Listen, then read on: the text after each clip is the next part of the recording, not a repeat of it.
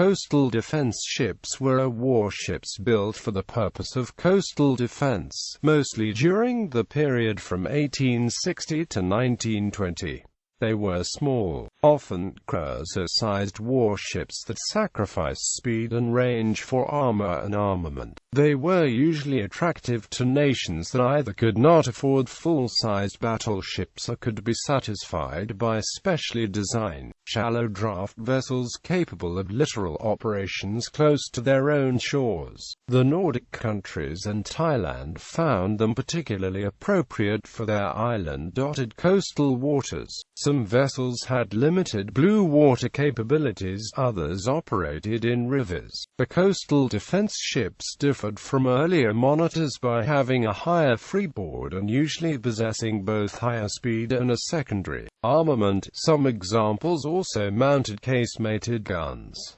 They varied in size from around 1,500 tons to 8,000 tons. The construction and appearance was often that of miniaturized pre-dreadnought battleships. As such, they carried heavier armor than cruisers. Gunboats of equivalent size were typically equipped with a main armament of 2 or 4 heavy and several lighter guns in turrets or casemates, and could steam at a higher speed than most monitors. In service, they were mainly used as movable coastal artillery rather than instruments of sea control or fleet engagements like the battleships operated by blue water navies.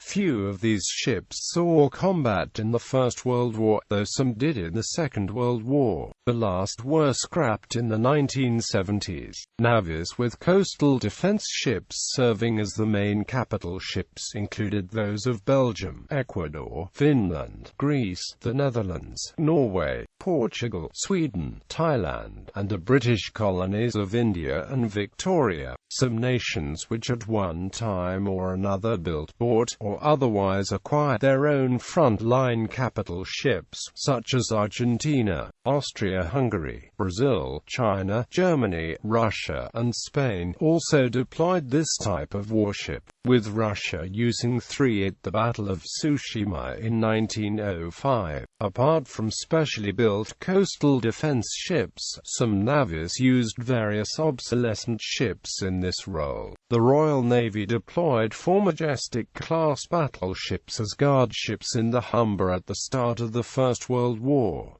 Similarly, the U.S. Navy redesignated the Indiana and Iowa classes as coast defense battleships in 1919. Such ships tended to be near the end of the service lives and while generally considered no longer fit for frontline service, they were still powerful enough for defensive duties in reserve situations. Categorization. This type of vessel has always been categorized differently by different countries, due to treaties, differences in judgments related to design or intended roles, and also national pride. In the United Kingdom, the Scandinavian ships were known as coast defense ships. The Germans called these ships Küstenpanzerschiff. The Danes referred to the ships as Kystforsvarsskib and Panzerskib.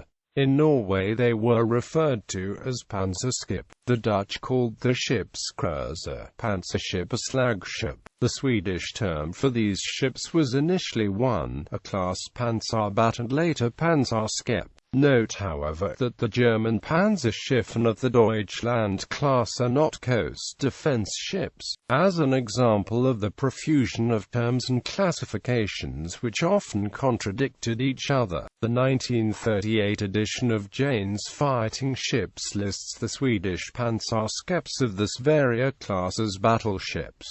The Swedish Panzerskep. The Swedish Panzerskep were an outgrowth of the earlier Swedish adoption of the monitor and were used for similar duties. Technical details. The Panzerskep and Panzerbat, with the notable exception of the Sverige class, were relatively small vessels with limited speed, shallow draft, and very heavy guns relative to the displacement. They were designed for close inshore work in the littoral zone of Scandinavia and other countries with shallow coastal waters. The aim was to outgun any ocean-going warship of the same draft by a significant margin, making it a very dangerous opponent for a cruiser, and deadly to anything smaller. The limitations in speed and seaworthiness were a trade-off for the heavy armament carried. Vessels similar to the Swedish Pansarskepp were also built and operated by Denmark, Norway, and Finland, all of which had similar naval requirements. Effectiveness. The Sverige-class ships differed in several ways from the classical coastal defense ship, having heavier armament as well as better speed and armor. The main difference was to be noted in the tactical doctrine and operations. Unlike other coastal defense ships, the Sverige class formed the core of a traditional open-sea battle group operating with cruisers, destroyers, torpedo boats, and air reconnaissance in conformance with traditional battleship tactics of the time. This mini-battle group had no intention of challenging the superpowers in blue water battles, but rather were to operate as a defensive shield to aggression, challenging Swedish interests and territory, based on the doctrine that one needs a battle group to challenge other battle groups. This force intended to form a problematic obstacle in the confined and shallow Baltic and Kattegat theater, where traditional large warships would be limited to very predictable moving patterns, exposing them to submarines, fast torpedo craft, and minefields.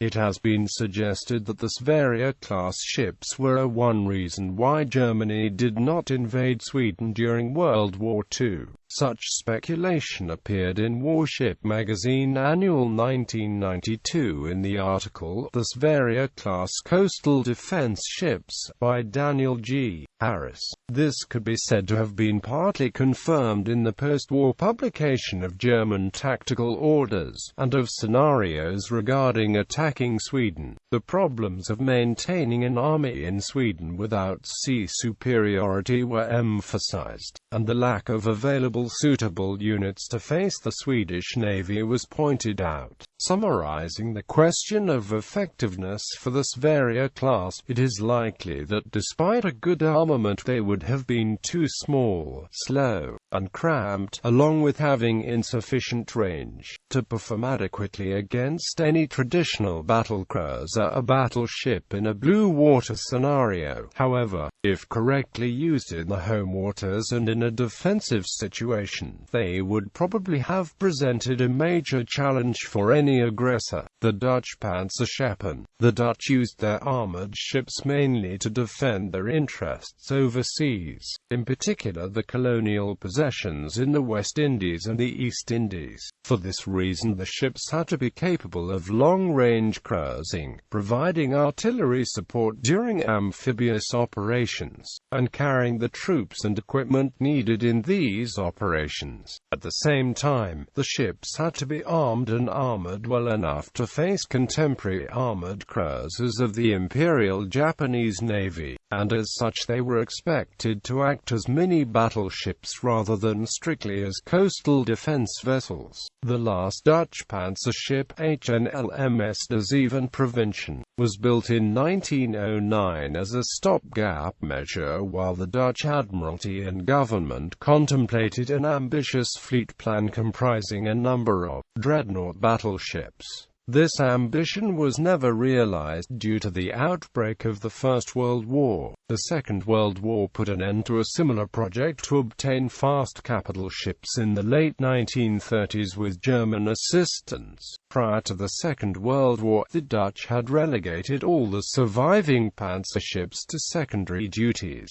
The Axis powers, who seized some of the ships following the conquest of the Netherlands, converted several to serve as floating anti-aircraft batteries and subsequently utilized some as block ships. Operators. The navies of the following countries have operated coastal defense ships at some point in time: Argentina, El Plata class, El Plata, Los Andes, Libertad class, Independencia, Libertad. Austria-Hungary, SMS Kronprinz of Erzherzogen Stephanie, SMS Kronprinz Erzherzog Rudolf Monarch class, SMS Monarch, SMS Wien, SMS Budapest. Brazil, Barroso, Brazil, Lima, Barros, Rio de Janeiro, Bahia, Salvador, Marazzi Barros class, Marazzi Barros, Herval Cabral class, Cabral, Colombo, Set de Setombro, Javari class, Javari, Solomos, Marshal Deodoro class, Marshal Deodoro, Marshal Florian number. Canada, Kingston class coastal defense vessel, only type of the ship in active service. China, Ping Yuan,